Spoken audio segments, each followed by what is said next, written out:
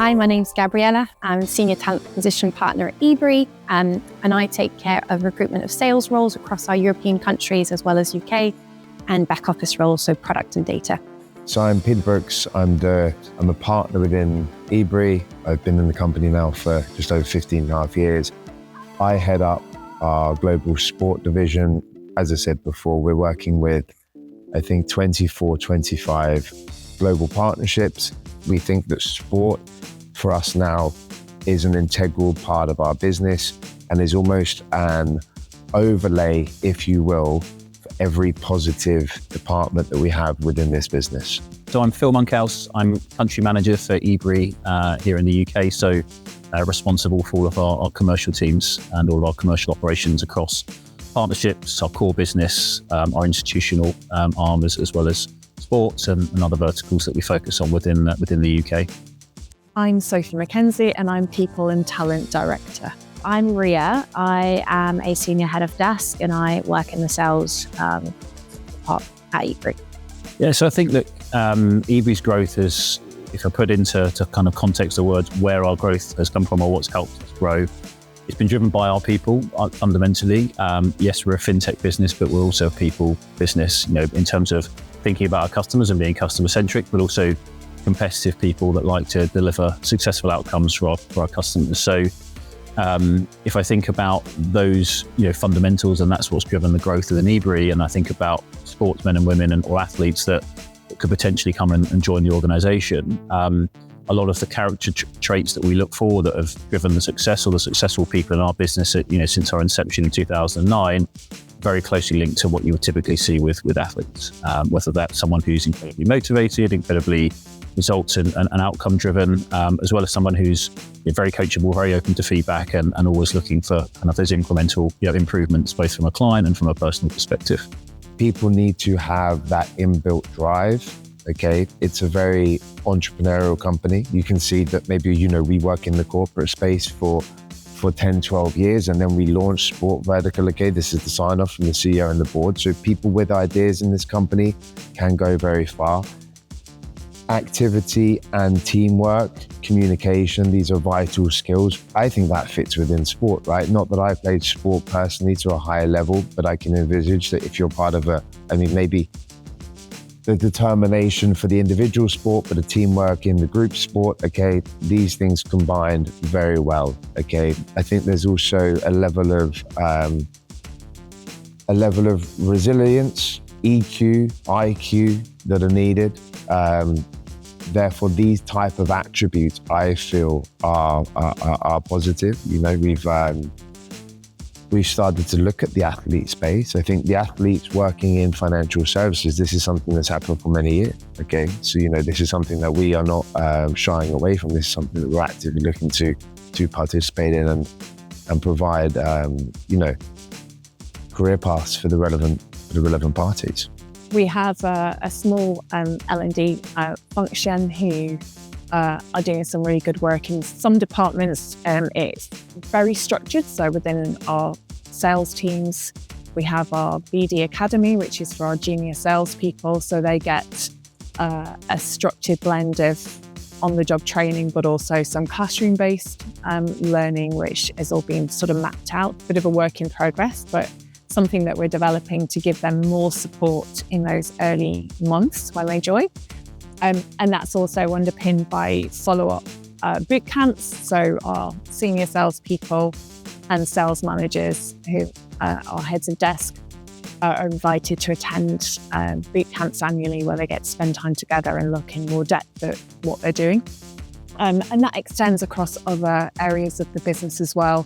We have a really good learning and development system underpinned with AI, which is super interesting. And we're going to be doing a lot more with that, using that as a bit of a central platform for all our learning and development. So there's some really good content on there that you can access to see anything that you want to do. High performers. They're high performers in any given race, any athletic big day. They're going to bring that to the sales floor and they'll see success. I think there's so many transferable skills and we don't see enough. And I think a lot of our existing team can benefit from that. That team play, that camaraderie, the going above and beyond, the overcoming those difficult challenges, and just thinking outside the box, not having that tunnel vision, but just seeing the bigger picture. And one more thing, I think awareness as well, what's going on around them. So we've got a great women's network here at Ebury. So, I think women sort of have this underdog skills that a lot of people don't recognise. I think we're a lot more softer when it comes to sales. We're able to sort of, have conversations from a different perspective. And I think the skills from an athlete point of view, I think all of those translate really well into Ebury. If I look at some of the key things that I look for and we see from successful people within our organisation, they're incredibly motivated, they're adaptable and open to change, and they're people that are looking for successful outcomes as part of the bigger picture, not just for themselves. So they may be very team orientated. And if I think about sports people and the successful careers that they've had to that point, a lot of those are very transferable skills. Ultimately, someone who is open to coaching, someone who, typically we find with sportsmen, women, or athletes, they are proactively seeking feedback, and that's a really really strong signal of someone who is wanting and willing to learn and improve. Incredibly orientated for a goal or for a target, which is something that as a fast-growing, dynamic business we are as well. And then someone who is potentially comfortable whilst focusing on their own contribution, part of a bigger picture and a wider team, which sums up Ebury and how we like to operate. There's a big difference. I think sometimes people in their early careers are looking for that short win. They get a little bit excited by what's right in front of them. And I think actually what we can offer is that long-term career, and in terms of interesting work, different opportunities, and also financial reward as well, but it doesn't come overnight.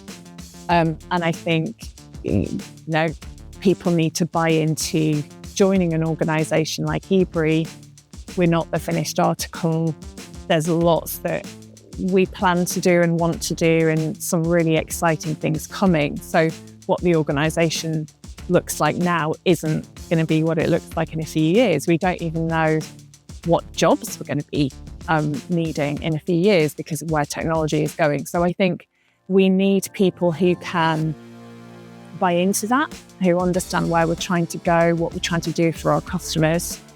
And I think if people buy into that, then with the opportunities that we're potentially going to create and the kind of career potential that we have, I think there are some amazing opportunities here that you might not get in a more mature organisation.